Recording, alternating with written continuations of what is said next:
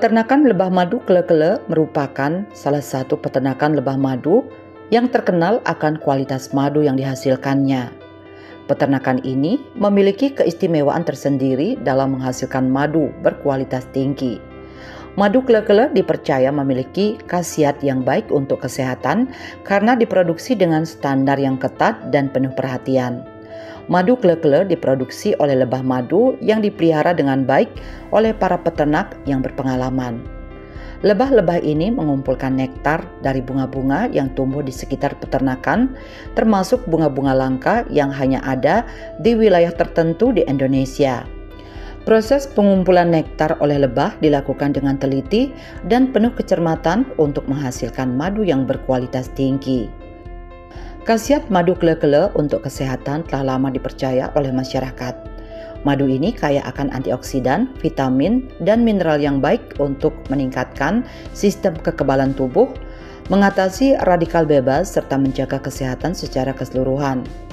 Selain itu, madu Klekele juga dikenal memiliki sifat antibakteri dan antiinflamasi yang dapat membantu dalam proses penyembuhan berbagai penyakit.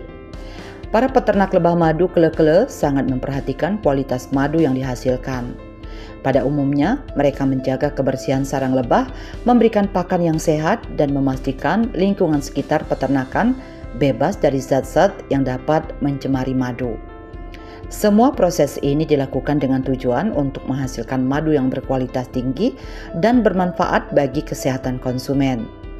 Dengan kualitas dan khasiat yang baik untuk kesehatan, madu Klekele menjadi pilihan yang tepat bagi mereka yang peduli akan kesehatan dan ingin mengkonsumsi produk alami yang berkualitas dan terus berkomitmen untuk menjaga standar produksi yang tinggi demi memberikan manfaat terbaik bagi konsumen. Lebah madu Klekele atau dalam nama latinnya dikenal sebagai Heterotrigona itama merupakan salah satu jenis lebah yang unik dan menarik perhatian. Jenis lebah ini juga dikenal dengan sebutan lebah Klekele dan dapat diternak di berbagai daerah termasuk di Bali. Kehidupan lebah Klekele sangat menarik untuk dipelajari, terutama dalam proses produksi madu yang dilakukan oleh koloni lebah ini. Lebah Klekele memiliki ciri khas yang membedakannya dari jenis lebah lain karena memiliki ukuran tubuh yang kecil dan tidak memiliki sengat, sehingga lebah aman dalam penanganan. Koloni lebah Klekele biasanya terdiri dari ribuan individu yang bekerja sama dalam mengumpulkan nektar dan menghasilkan madu. Lebah Klekele hidup dalam sarang yang terbuat dari lilin yang diproduksi sendiri. Proses produksi madu oleh lebah Klekele dimulai dengan pengumpulan nektar dari bunga-bunga di sekitar sarang. Lebah-lebah ini bekerja sama dalam mengumpulkan nektar dan membawanya kembali ke sarang. Di dalam sarang, nektar tersebut akan disimpan dalam sel-sel sarang yang diolah oleh lebah Klekele menjadi madu. Proses pengolahan nektar menjadi madu melibatkan regurgitasi dan penguapan air oleh lebah. Setelah nektar diolah menjadi madu, lebah Klekele akan menyimpan madu tersebut dalam sel-sel sarang untuk dikonsumsi oleh koloni. Madu yang telah matang akan dapat dipanen oleh peternak dengan hati-hati untuk memastikan kualitasnya tetap terjaga. Proses panen madu dilakukan dengan memisahkan sel-sel sarang dan mengambil madu yang telah siap dikonsumsi. Madu yang dihasilkan oleh lebah Klekele memiliki kualitas yang tinggi dan khasiat yang baik untuk kesehatan. Kandungan antioksidan, vitamin, dan mineral dalam madu Klekele menjadikannya pilihan yang tepat untuk meningkatkan kesehatan dan kebugaran tubuh. Salah satu peternakan lebah yang terletak di Bali yaitu di Cuplis Bee Farm merupakan bukti nyata dari kecintaan dan dedikasi Made Cuplis terhadap alam dan kehidupan. Ia terinspirasi untuk memulai peternakan lebah ini muncul dari kecintaannya terhadap alam dan berpetualang. Melihat keberadaan lebah sebagai bagian tak terpisahkan dari alam, Made Cuplis merasa tertantang untuk memelihara lebah, terutama jenis lebah tanpa sengat yang dikenal dengan nama lokal lebah Klekele di Bali. Dicuplis Bee Farm dimulai pada tahun 2016 dengan fokus pada pengembangan lebah tanpa sengat, khususnya jenis Heterotrigona itama atau lebah kele-kele yang diadopsi dari Sumatera karena cocok dengan lingkungan di Bali. Selama proses pengembangan, Made Cuplis belajar secara intensif mengenai karakteristik, cara hidup, dan kebutuhan lebah, serta mencari tahu jenis lebah mana yang paling cocok untuk daerah tempat tinggalnya di Bali.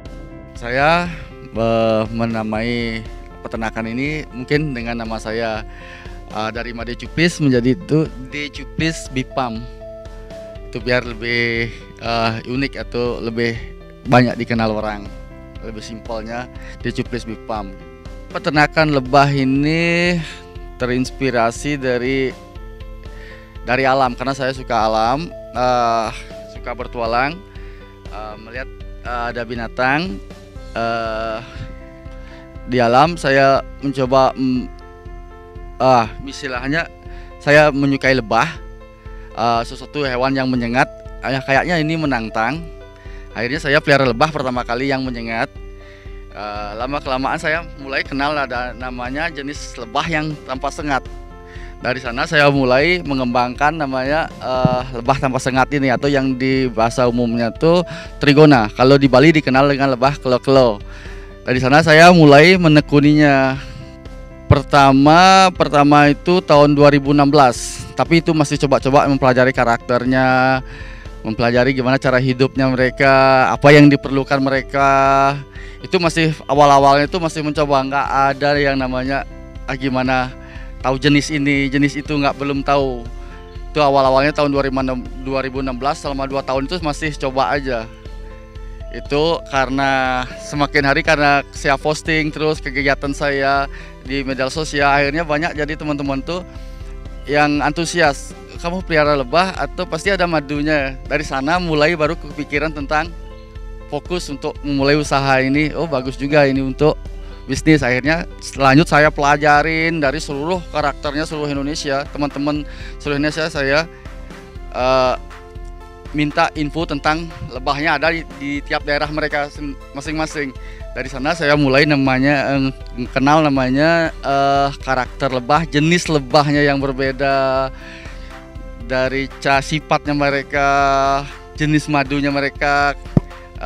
Dari sana saya mulai mana yang cocok untuk daerah saya, terutama untuk di Bali. Akhirnya saya fokus untuk mengembangin yang namanya Heterotrigona itama ini, yang saya adopsi dari Sumatera.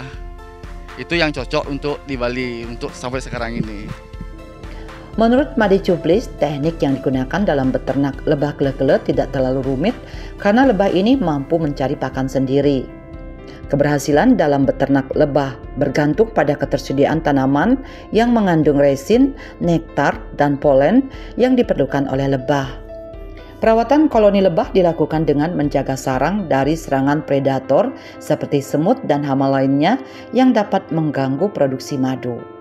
Dalam proses pengolahan madu, teknologi modern digunakan untuk memastikan kualitas madu yang dihasilkan. Dengan teknik sedot, madu dapat dipanen tanpa merusak sarang lebah, sehingga lebah dapat lebih cepat menghasilkan madu lagi. Teknik untuk peternak itu sih nggak terlalu ruwet untuk di lebah ya, karena mereka itu bisa cari pakan sendiri. Kita nggak usah mengasih mereka makan, itu nggak perlu. Tapi ada syaratnya. Kalau untuk lebah Trigona ini mereka tuh harus adanya pertama tuh resin. Resin itu tanaman yang menghasilkan getah. Tanaman yang menghasilkan getah itu pertama. Yang kedua tanaman yang menghasilkan nektar. Yang ketiga tanaman yang menghasilkan polen. Itu harus imbang. Kalau itu yang nggak ada salah satunya, mereka pasti kabur atau nggak menghasilkan madu sama sekali. Nah itu yang kita persiapkan, mulai menanam bunga, apa yang diperlukan mereka. Kita harus mengerti apa keperluannya mereka, baru kita dapat feedback dari mereka. Untuk lebah yang ini jenis kelo ini, karena di Indonesia tuh terlalu banyak namanya jenis. Untuk pertama kalinya saya mencoba semua jenis kelo tiap provinsi saya kumpulkan, yang mana cocok untuk di Bali. Yang dari Sulawesi, Sumatera, Lombok, Jawa, semua itu saya kumpulin jadi satu. Ternyata untuk jenis yang lebah tanpa sengat ini terlalu banyak jenisnya.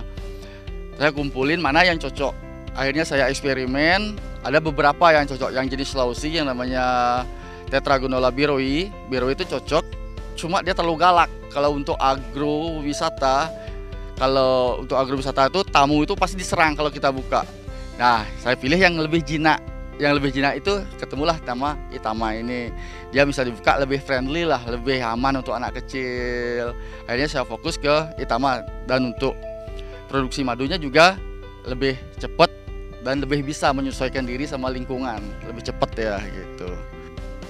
Untuk lebah ya, sampai dia jadi madu itu terlalu banyak prosesnya. Yang pertama itu ada namanya lebah pengumpul. Lebah pengumpul itu tugasnya itu mengumpulkan nektar dari semua bunga ada di lingkungan mereka. Terus mereka ambil, dimasukin ke perutnya, disimpan, dimasukin ke perut, dibawa ke sarangnya. Di dalam sarang itu mereka masuk, terus ada di dalam tuh udah disiapin dia namanya pot madu. Pot madu itu terbuat dari propolis. Mereka kumpulin di sana, dimuntahin lagi. Semua dimuntahin. Kalau udah penuh pot madunya itu baru ditutup. Dan mereka di dalam pot madu itu mengalami namanya fermentasi. Nah, dari rasa, aroma, dan warna itu tergantung lingkungan sekitar mempengaruhinya dari musim bunga. Makanya nanti kalau panen sekarang sama beberapa bulannya nanti hasilnya pasti berbeda dia, karena pergantian musim bunga itu mempengaruhi dari rasa, aroma, dan warna madu itu sendiri. Itu yang berperan tuh lebah pengumpul sampai jadi madu itu, yang dibilang lebah pengumpul tuh sama dengan lebah pekerja. Itu mungkin agak yang lebih familiar tuh lebah pekerja. Lebah pekerjanya itu yang ngumpulin madu sampai jadi madu, dari nektar sampai jadi madu. Kalau untuk perawatan di lebah itu hampir nggak ada. Cuma ada beberapa treatment, kita harus jaga sarangnya mereka, mungkin dari predator kayak semut. Ada hama-hama seperti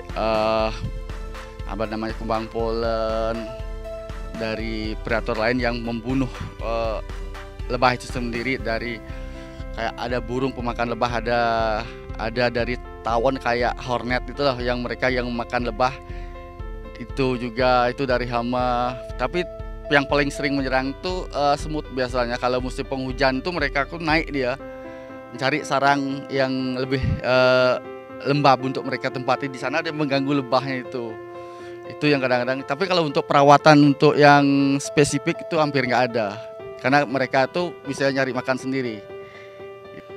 Kalau untuk menggunakan teknologi ya adalah perubahan dari dulu. Kalau dulu zaman dulu ya, orang tua-tua kita yang tahu namanya kelo-kelo itu, cara panennya tuh pasti diperes.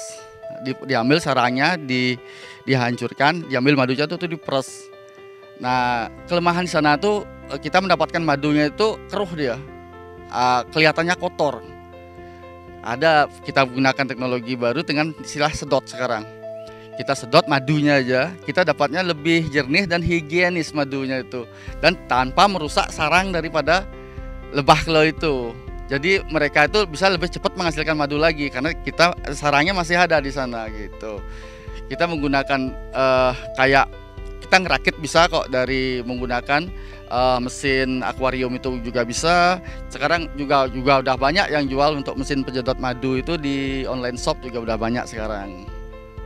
Untuk menghasilkan satu botol atau satu koloni itu menghasilkan berapa botol itu tergantung lokasi di mana dia tinggal.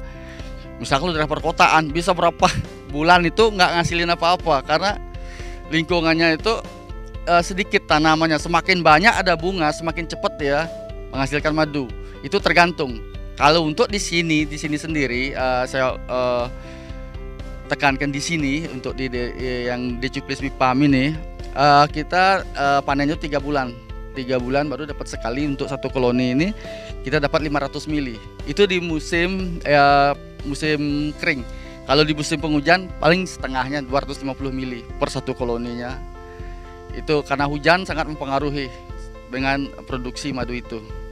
Pemasaran madu dari Decuplis bipam dilakukan dengan fokus pada membangun kepercayaan konsumen melalui proses transparan dan edukasi mengenai produksi madu secara langsung. Tanggapan masyarakat terhadap keberadaan Decuplis bipam sangat positif di mana peternak ini tidak hanya menjadi tempat beternak lebah, tetapi juga menjadi sumber inspirasi bagi masyarakat untuk memanfaatkan lahan kosong dan mengembangkan usaha peternakan lebah. Dengan harapan untuk terus mengembangkan usaha ini, Made Cuplis berharap agar masyarakat semakin menyadari dan mengenal khasiat madu kele-kele untuk kesehatan. Untuk pemasaran itu, saya rasa itu lebih gampang kalau mereka udah tahu sendiri, kalau ngelihat sendiri. Yang pertama itu untuk pemasaran untuk madu itu bukan tentang harga, tapi tentang kepercayaan. Yang pertama ditanyain sama customer, asli apa palsu. Pasti itu yang kalau tentang madu. Karena dari dulu mindset orang awam yang madu itu kebanyakan fake dia, palsu kan, karena udah mindset. Tapi kalau udah dia langsung ngajak ke peternak, ayo kalau nggak percaya panen sendiri, silahkan, atau bisa tungguin, kalau nggak bisa panen kita tungguin. Nah, di sana mulai timbul kepercayaan namanya. Mereka kan pasti dari mulut ke mulut. Nah, dan nggak lepas juga dari peran sosial media. Sosial media tuh karena zaman sekarang di dunia digital itu nomor satu. Gimana cara membangun trust atau kepercayaan di dunia maya atau sosial media ya.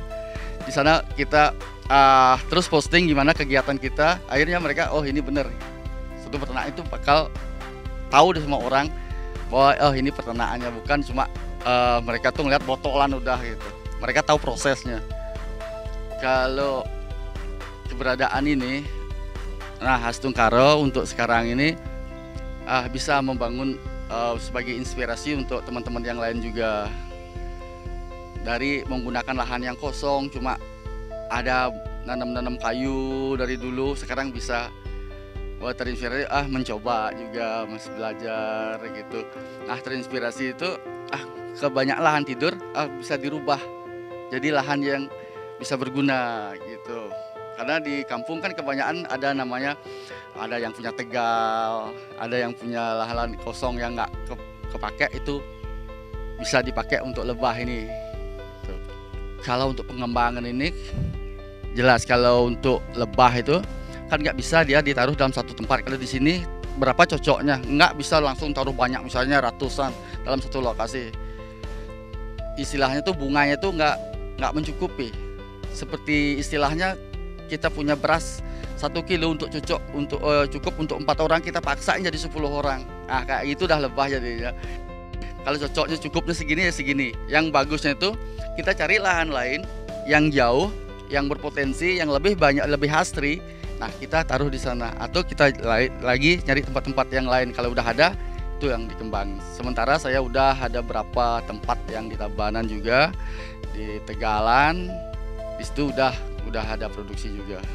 Untuk kedepannya saya akan terus konsisten seperti ini dan mengembangkannya, dan semoga untuk banyak masyarakat yang lebih sadar dan mengenal tentang madu kele atau madu umumnya. Kedepannya itu mereka lebih tahu apa khasiat madu itu sendiri dan tentang madu kele pada khususnya madu kele.